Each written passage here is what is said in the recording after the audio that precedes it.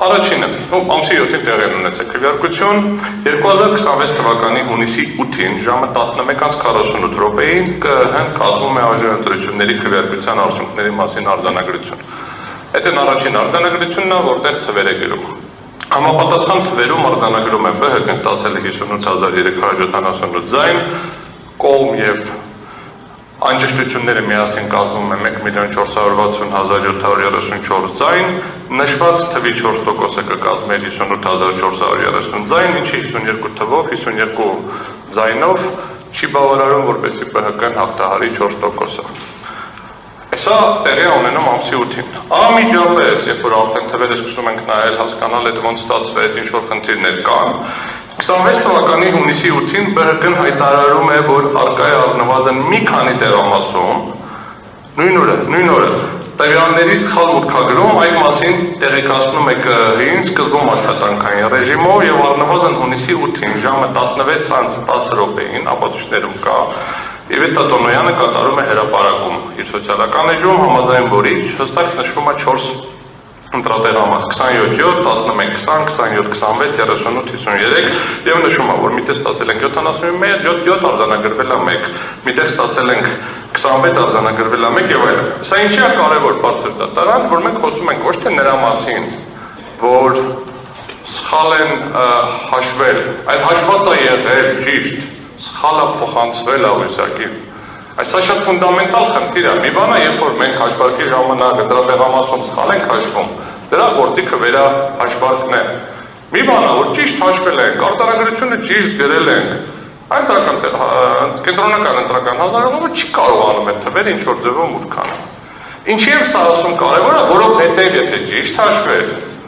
ամսի 8-ին ասել որ ԲՀԿ-ն հաղթահարել է 4%-ի շեմը, բայց շարունակենք։ Ամեն դեպքում այդ տարբերակով արձանագրել։ 26 թվականի հունիսի 9-ին հաջորդ օրը ԲՀԿ-ն դիմում է ներկայացնում կենտրոնական ընտրական հանձնարարողում, դիմումը գործի նյութերում կա, որտեղ ասում է, որ արժանապատվությունների ընթացքում իմ նշված 4 ընտրատեղամասերում ստացված արդյունքները հաշվի առնելով դրանք արտացոլել, պահանջում եմ արտացոլել եւ արձանագրել որպես տվյալ ընտրատեղամասերից ստացված արդյունքներ, ոչ թե վերահաշվարկ, ոչ թե ճշտեք է ձեր ավուսակը։ Ինչա տեղի ունենում, Տիկին Հովհաննիսյանն ներկայացուցիչ չի այդ միասին, կոմպյուտերում այդ թվերը ում են։ Այդ պահի դրությամբ ԿԸՀ-ն արդեն գիտի, որ ԲՀԿ-ն հաղթահարում է շեմը։ Դրանից հետո հունիսի 10-ին եւ այդ Տոնոյանը անում է մեկ այլ հրապարակում, որը արկա է գործի նյութերում, որտեղ ասում է, որ վերջին 2 օրերի վերահաշվարկների արդյունքում, որովհետեւ ֆորմալացված պրոցեսի անունը դնում են վերահաշվարկ, մնացած 600 քանի տեղամասերի հետ վերահաշվարկ են անում, ԲՀԿ-ի օգտին արդեն ավելացել է 140 ձայն, ԿԸՀ գործընկերների հետ աշխատանքային համագործակցության արդյունքում քվեների վերականգնման գործընթացն այս պահին ընթացքի մեջ է, Տոնոյանը չգիտեր ախր, բայց գրել է, այս տվյալները վկայում են այն մասին, որ գործնականում եւ առողջ բանականության շրջանակներում չկա որևէ խոչընդոտ, որ կխանգարի ԲՀԿ-ին լինել արժեվ։ Այս հրապարակումն է։ Սա ամսի 10-ին, այսինքն եղել է 8, 9, 10 դրա մասին ԿԸՀ-ն լավ տեղյակ է, սոցիալական մեդիայում են քննարկում, դիմումներ կա, հեռախոսային զանգ ենք ունենում աշխատանքային ռեժիմով։ Ինչ քննարկեցինք, ԿԸՀ-ն ասում է, դե աշխատանքային ռեժիմով կարող ենք կարգավորենք, դες չեն խոչընդոտել, այդ կարգավորվել է։ Այդ պահին իմացել է։ 26 թվականի հունիսի,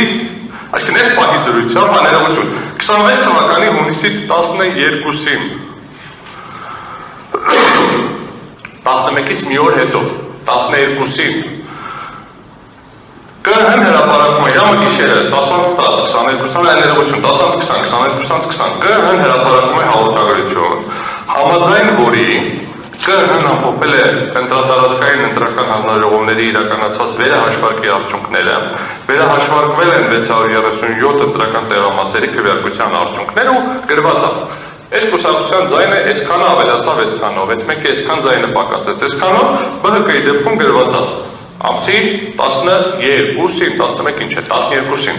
որ ԲՀԿ-ի 58378 քվեն ավելացել է 147-ով։ Դրանից մի օր առաջ, այն որ ասում չգիտե, դե չէր ազդում այն ժամանակ արդյունքների վրա, որոշել է Կենտրոնական ընտրական հանձնաժողովը ընդունել է երկու որոշում, 254 եւ 255, որով անվավեր է ճանաչել երկու տեղամասերը։ Ես կրկնում եմ, ամսի 11-ին անվավեր է ճանաչել, ապացույցներով երևում է, բայց ամսի 12-ին դեռևս հրապարակել է, որ վերահաշվարկի արդյունքով ավելացել է։ Գալիս ենք ամսի 14, այդ 14-ը կետն է, որտեղ իմի է բերում այս ամբողջը, ինչ արդյունքներ կունենան։ Եվ ամսի 14-ին կենտրոնական ընտրական հանձնաժողովը ընդունում է այդ արդյունքների ևս մեկ որոշում, որում այս անվավեր տեղամասերը համապատասխանաբար համարելով անվավեր ամբողջությամբ գրանցում է 0 եւ անճշտություններ օրենքի հիման վրա եւ ասում է այս նորից ողջունչացավ։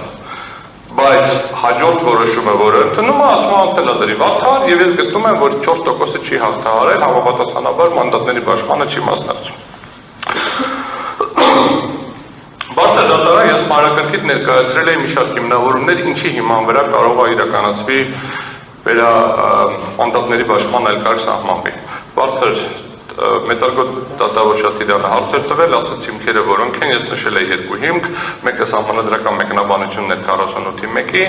մյուսը ըստ էությանը 72 այլ հոդվածների հակասահմանադրական ճանաչելը։ Ես իմ բացման խոսքում իզուր ասացի, որ առաջին անգամ է նման խնդիր։ Նորից եմ ուզում կրկնեմ այդ հատվածը, որպեսզի պարզ լինի։ Միշտ նախագահական ընտրություններ են վիճարկվել։ Կամ նախագահական ընտրություն 21 թվականին վիճարկվել է ընդհանրապես ընտրությունների անցկացնել կամ չանցկացնելու իրավաչափությունը։ Այսինքն ըստ էության վիճարկվել է միշտ ով է չեմպիոնը։ Միշտ Հայաստանի Հանրապետության Սահմանադրական դատարանում մինչև հիմա մենակ գավաթ է խաղարկվել։ Ով է չեմպիոնը։ Ուրիշ ոչ մի բան չի քննարկվել։ Չեն քննարկվել, ես ֆինալ անցել եմ, չեմ անցել, իմ բալերը կհերիքեր, ես գնայի, ասենք, վճարովի ֆակուլտետում սովորեի, միշտ քննարկվել է, ես եմ ամենաուժեղ տղան, թե ես չեմ ամենաուժեղ տղան, կամ ով որ դիմել է, ուրիշ հարց չի քննարկվել, տղա աղջիկ եւ այլն, բան չանելով։ Սա առաջին անգամ է, որ քննարկվում է, եւ երբ որ ես նորից փորձեցի նայեմ մնացած բոլոր որոշումները, Հայաստանի Հանրապետության պարլամենտական հանրապետություն դառնալուց հետո երկրորդ վեճն է։ Առաջինը եղել է 21 թվականին։ 21 թվականի որոշման մեջ, երբ որ սահմանադրական դատարանը քննարկել է, որ հակասահմանադրական չի ճանաչել որոշակի դրույթներ, դա եղել են դրույթներ, որոնք վերաբերվել են կողմերին։ Երրորդ անձանց։ Այսինքն ըստ էության օրինակ այդ կանոնները հակասահմանադրական ճանաչելու դեպքում ինչ որ կուսակցությունը, որ մասնակցում է այդ ընտրություններին, իր համար կանխատեսելի դաշտ չէր ունենալու։ Այս դեպքում լրիվ ուրիշ պատմություն է եւ այո սահմանադրական դատարանը իրավունք ունի հակասահմանադրական ճանաչել որոշակի նորմեր ու կբացատրեմ ինչի։ Որովհետեւ սահմանադրական դատարանի իշխանությունը նույնպես գալիս է ժողովրդից։ Եվ մենք քննարկում ենք եւ պարոն Դիլանյանը հստակ նշեց, երբ որ գործընկերը նշում էր արդար դատաքննության իրավունքը, նշվեց, որ այս արդար դատաքննության իրավունքը միայն մասնակիցներին չի, այո։ Արդար դատաքննության իրավունքը նաեւ բոլոր այն մարդկանց, ովքեր գնացել են ընտրատեղամաս եւ քվեարկել են։